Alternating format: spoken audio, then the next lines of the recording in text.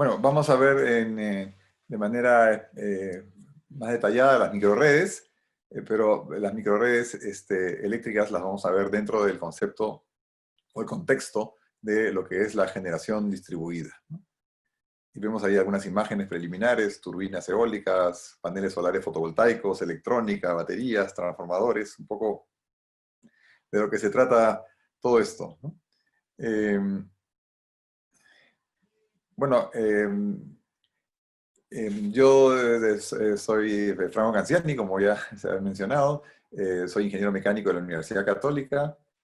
Tengo una maestría en energía renovable en UDIMA de Madrid. Y estoy actualmente en tercer año del programa de doctorado en ingeniería electrónica de la Universidad Politécnica de Cataluña, con el tema justamente de microredes, ¿no? Desde el 2010 tengo la empresa Wire Energía SAC, que se dedica a proveer soluciones de energía renovables, más que nada eólica y solar, para electrificación rural, sistemas de bombeo de agua, sistemas de autoconsumo en ámbito urbano. También hacemos algo de movilidad eléctrica. Últimamente hemos también incursionado en lo que es solar térmico, con sistemas de agua caliente sanitaria. Y por último también hacemos actividad de consultoría, ¿no? En diversos temas, por naturalmente relacionados con energía. Y paralelamente hacemos también actividades de investigación y desarrollo con los fondos de Innovate Perú, Ciencia Activa, en conjunto principalmente con la Universidad Católica y la Politécnica de Cataluña, ¿no? Y ponemos también nuestro granito de arena con algo de proyección social, con algunos proyectos de electrificación rural, agua caliente, en lugares apartados donde hay tantas necesidades.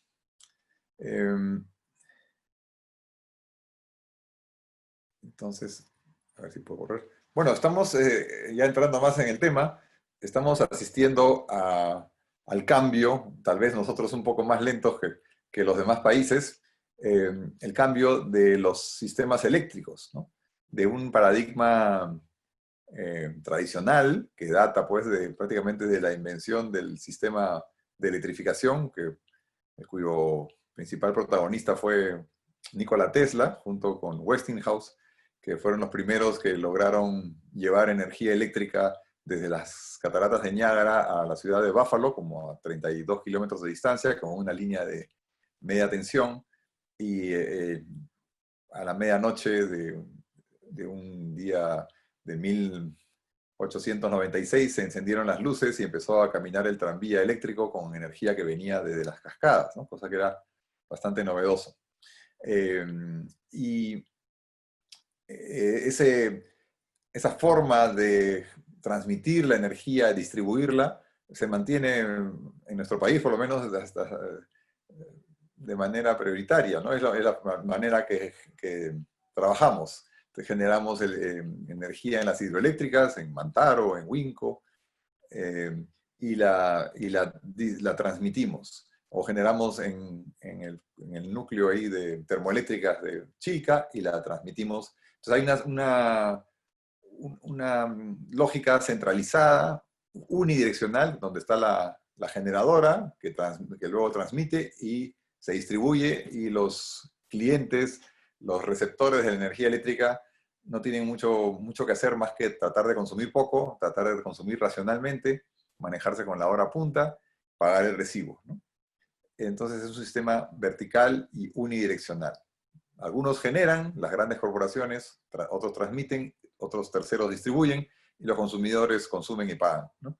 Entonces eso también es, siendo centralizado y unidireccional, es vulnerable y no permite la incorporación en gran escala de otras fuentes de energía de naturaleza intermitente.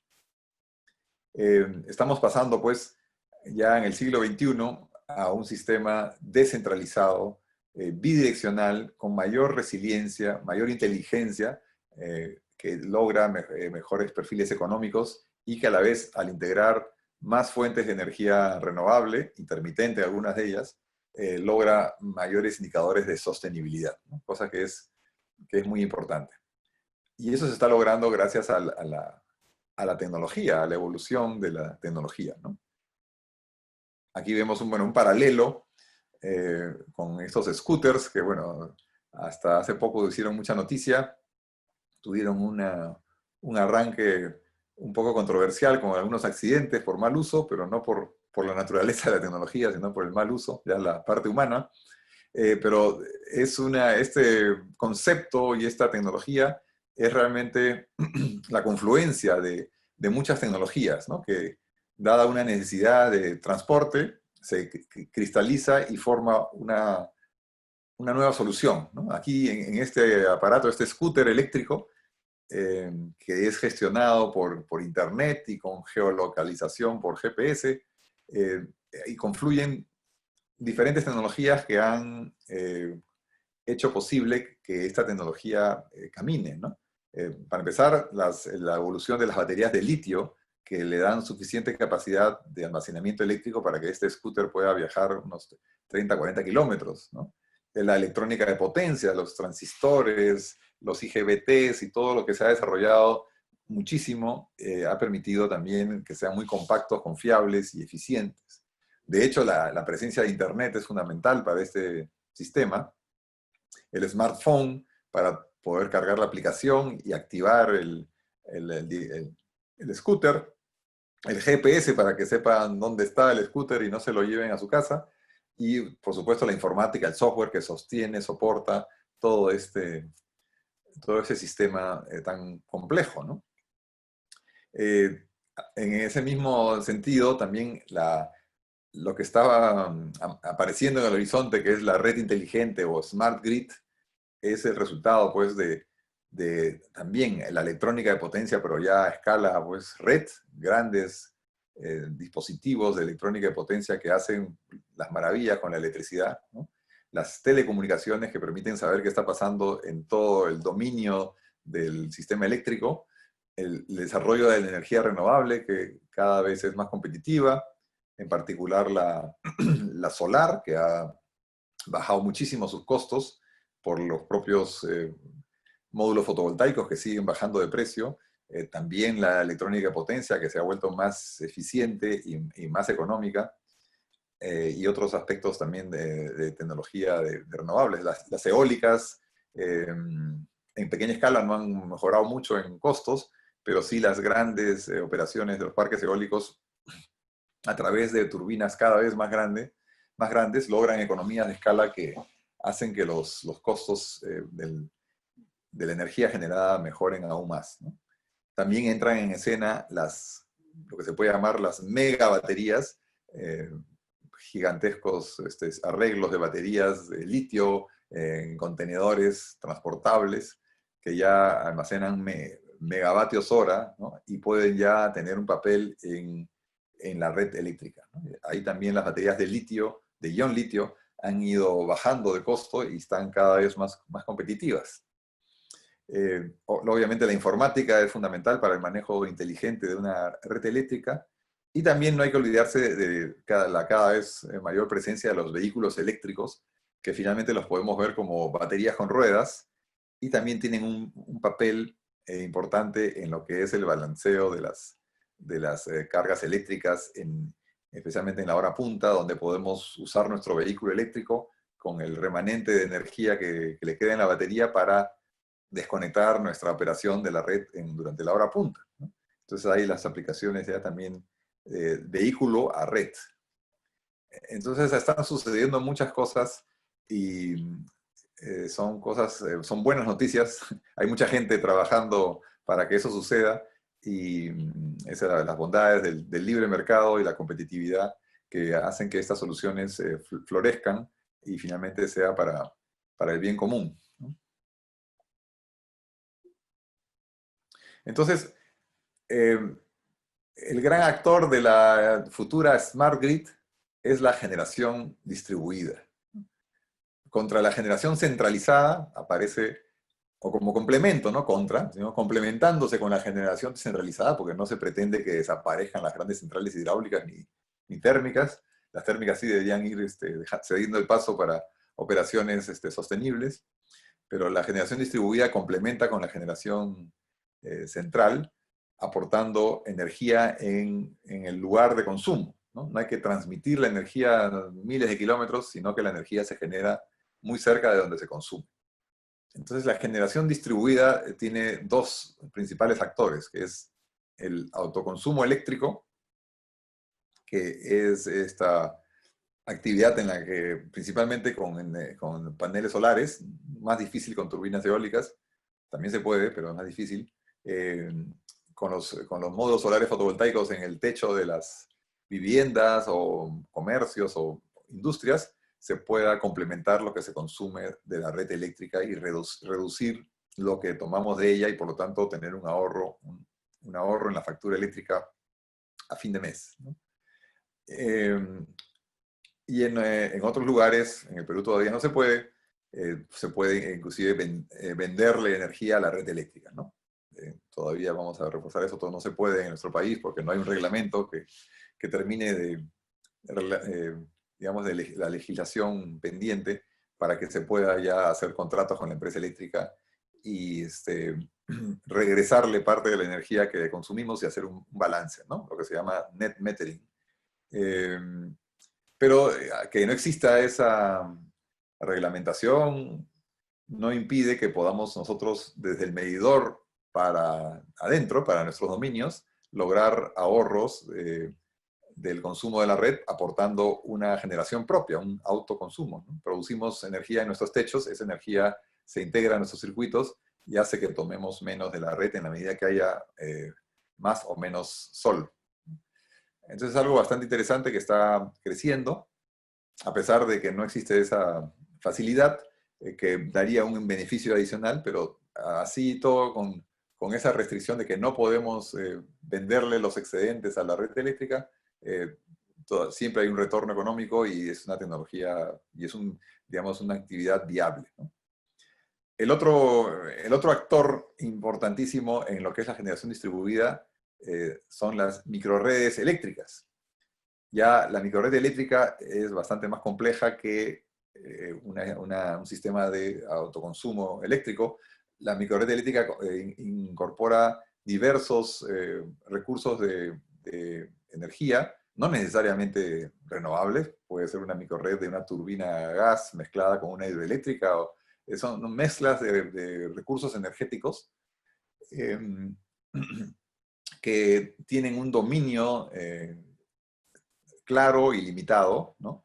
Se sabe hasta dónde llega este servicio, esta microred, este servicio eléctrico, se sabe hasta dónde está llegando, no es ilimitado, no es del tamaño de un país, sino que puede ser una casa, un edificio, una universidad, tal vez hasta un distrito o un pueblo, constituido como una microred. Entonces tiene un dominio limitado y tiene un ámbito de control también que se ejerce sobre ese dominio, ¿no? Ese rango eléctrico. Y lo que es muy importante es que la microred puede funcionar en régimen conectado a red, como que puede funcionar en régimen aislado, ¿no? Y ahí está la diferencia clave entre la microred eléctrica y el autoconsumo eléctrico. El autoconsumo eléctrico tiene que tener la red presente para que funcione. Si no hay red eléctrica, los inversores de conexión a red, como vamos a ver, reforzar un poco más adelante, no funcionan, entonces no hay energía ni de la red ni de nuestra propia instalación fotovoltaica. En cambio, en la microred, sí, ya sea porque tenemos un sistema de almacenamiento por baterías o tenemos algún sistema con generadores eléctricos variables, o algún sistema con electrónica de potencia que nos permite salirnos de la red o que la red inclusive se caiga y nosotros seguimos con energía. No es estrictamente necesario que la microred tenga almacenamiento de energía. Podemos tener una microred que no almacena energía, más bien que la genera en tiempo real. Y esto es un concepto bastante todavía novedoso de la microred, por lo tanto su definición sigue un poco evolucionando y hay que irla entendiendo y modificando en el camino, ¿no? Pero la diferencia fundamental es eso, que primero tiene un dominio limitado, tiene un control que se ejerce sobre ese dominio eléctrico y tiene la capacidad de funcionar como isla, desconectarse de la red. Entonces puede interactuar con la red para complementar aquello que le falta de su presupuesto energético del día. Puede conectarse a la red más bien para venderle, si se puede vender a la red, energía excedente. O por último, en caso de que no haya red, puede desconectarse, o sea, no puede, digamos, subsistir sin necesidad de que esté la red presente. Entonces es un concepto ya bastante más complejo y más, tal vez más interesante que un sistema de autoconsumo, porque aquí hay varios actores digamos, de recursos energéticos distribuidos.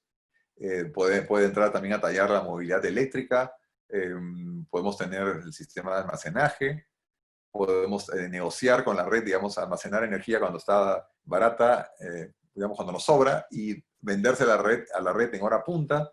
Así que podemos tener una gestión también teniendo en cuenta los precios de la energía en el mercado, los pronósticos del clima también es interesante, los podemos integrar en el manejo, y también podemos interactuar con otras microredes a nivel de información para tomar decisiones más apropiadas, ¿no?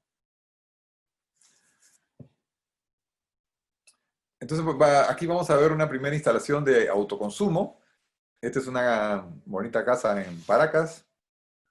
Más bonito Paracas que la casa, pero en fin, el paisaje es extraordinario. Y aquí hay 12 paneles solares fotovoltaicos de 270 vatios cada uno, que hacen un total de 3.24 kilowatts pico, ¿no?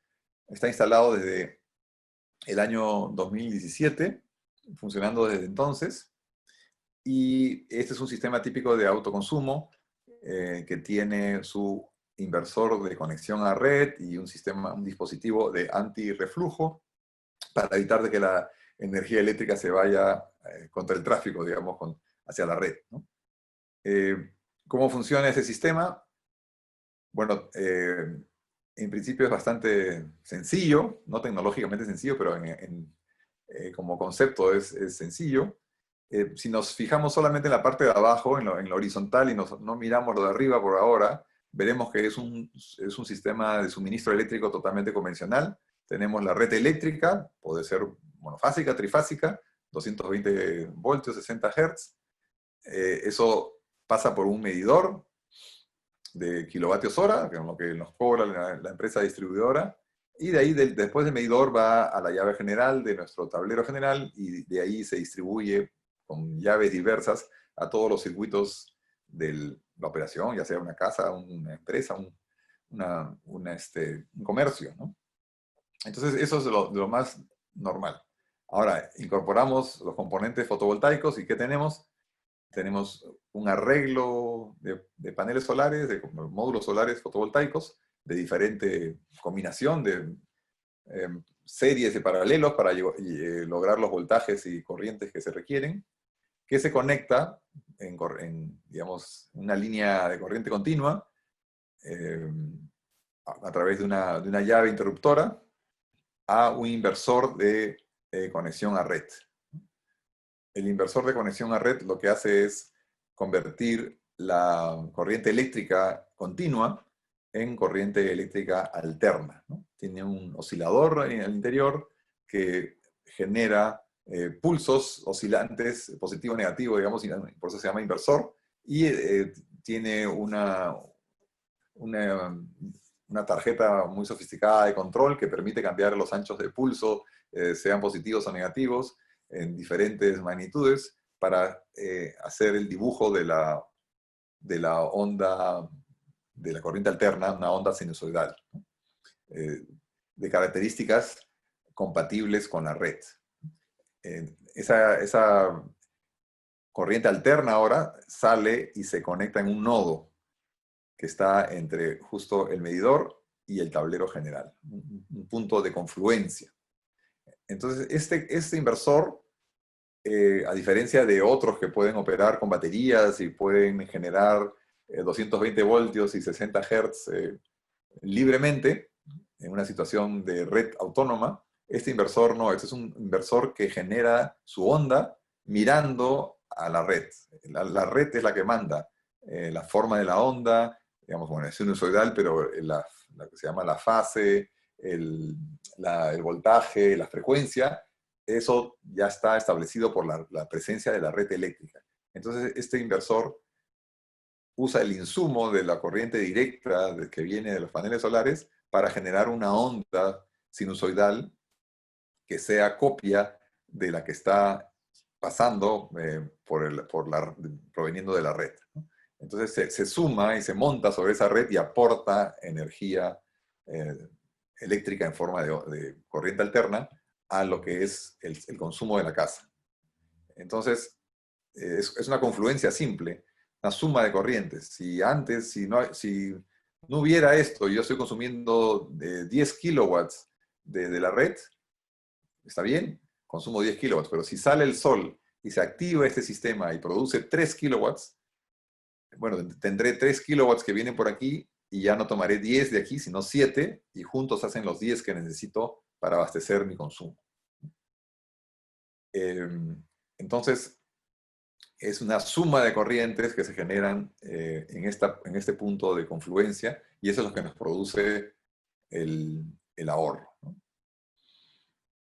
No sé si hay alguna pregunta hasta aquí de este sistema.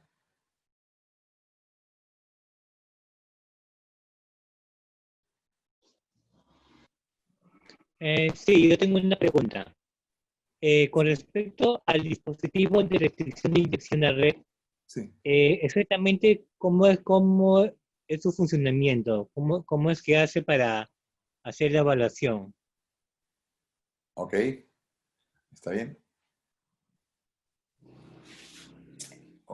Ya, muy bien, ahí vamos llegando a eso. Sí, entonces, si tenemos, como les decía, 10 kilovatios de requerimiento y tenemos 3 disponibles que vienen de esta operación fotovoltaica con el inversor, bueno, consumiremos solamente 7 de la red, 3 vienen de nuestro inversor porque tiene los paneles solares y tenemos los 10. Entonces estamos empezando a ahorrar 3 kilowatts mientras eso esté activo, ¿no?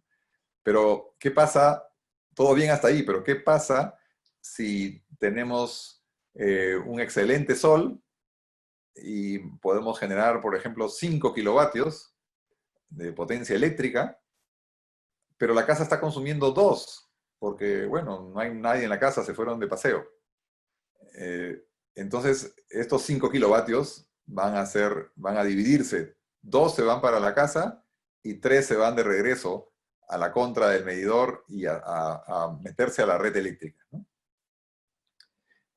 Entonces ahí entramos en problemas. Primero, porque no estamos autorizados a retornarle energía eléctrica a la red. Y en el remoto caso que nos descubran, entre comillas, que hay algún problema, podemos estar sujetos a alguna amonestación, penalización, tal vez, de la empresa eléctrica, ¿no? Porque nadie nos ha autorizado a regresar la energía. Le estamos regalando, pero nadie nos ha autorizado a regalar la energía a la red. Pero lo que es más tangible es que este medidor convencional no distingue el sentido de la energía. Digamos, solamente mide energía que pasa. No sabe si pasa de ida o de vuelta. Está diseñado para que sea de un sentido, pero si pasa al revés, él no distingue y va a seguir avanzando a pesar de que la energía eléctrica está yendo al revés. Entonces esos 3 kilovatios que están pasando a la contra se van a registrar como kilovatios hora en la medida que pase el tiempo. Digamos, si tenemos una hora o 2 horas en ese ritmo de mandarle 3 kilovatios hora a la red de regreso, nos va a marcar, ¿no?, 6 kilovatios hora, porque son 2 horas a 3 kilovatios, 6 kilovatios hora de energía que supuestamente hemos consumido, cuando en realidad lo que hemos hecho es regalársela a la red, ¿no? Entonces eso nos va a perjudicar definitivamente y no puede permitirse que eso suceda. Entonces para ello se pone un dispositivo de restricción de inyección. ¿Qué es lo que hace este dispositivo? Tiene un medidor de corriente, una bobina pequeñita, un transformador de corriente, un transformador anular, ¿no?, por donde pasan los cables. Si es monofásico, bastará que pase uno de ellos. Si es trifásico, habrá que tener tres transformadores de corriente, 3 bobinitas, que nos midan las corrientes en las 3 líneas, y eso nos da la señal de que si la corriente de aquí del suministro está tendiendo a cero, porque estamos dejando de consumir, o ya se pone la cosa más complicada si es que empieza a irse en negativo, ¿no? Entonces, este dispositivo lee la corriente que está pasando desde el medidor, ¿no?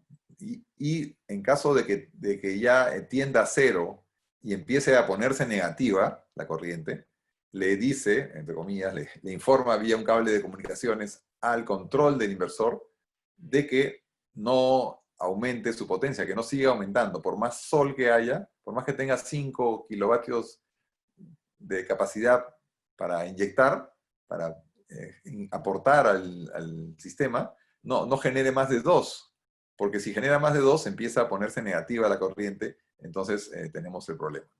Entonces este sistema todo el tiempo va midiendo, bueno, con cierta frecuencia, no es que mida permanentemente, mide cada 5 minutos qué está pasando con las corrientes, y va tomando decisiones para avisarle perdón, lee cada 30 segundos y actualiza los registros cada 5 minutos, ¿no? Entonces, cada 30 segundos verifica que no esté pasándose la corriente a la contra, y para tomar acciones de corregir la producción de este inversor. Y otra vez, si la casa empieza a consumir más, entonces tendremos acá una corriente positiva que hará que este dispositivo le envíe la señal al inversor de que ahora sí puede empezar a producir más porque hay más consumo, ¿no? Y de esa manera evitamos que se inyecten kilovatios hora a la red eléctrica, ¿no? Entonces eso, bueno, es capacidad de generación que estamos, entre comillas, perdiendo, porque podríamos, ya están los paneles, ya están los inversores o el inversor, podríamos aportarle a la red, ¿no? Pero no está permitido, los medidores tampoco están preparados para ello. Entonces eso ahora no funciona en nuestro país por ahora, pero tenemos que poner este dispositivo, y eso resuelve el problema. Ahora, no es la única razón para poner este dispositivo. Este dispositivo es el que hace el enlace con Internet y nos permite tener acceso a lo que está sucediendo con el sistema fotovoltaico de autoconsumo, ¿no? En tiempo real y en acumulado. Y eso lo vamos a ver en este momento para acceder a una instalación, justamente la de Paracas, ¿no? Entonces, este dispositivo no solamente hace la restricción a la red, sino que también nos permite acceder a remoto y tener la información histórica de qué ha pasado con el sistema, qué está pasando con el sistema, si está restringiendo o no, si está generando o no. Pero sí, el sistema funciona en base a la lectura directa de las corrientes eléctricas de las líneas, ¿no? A través de transformadores de corriente.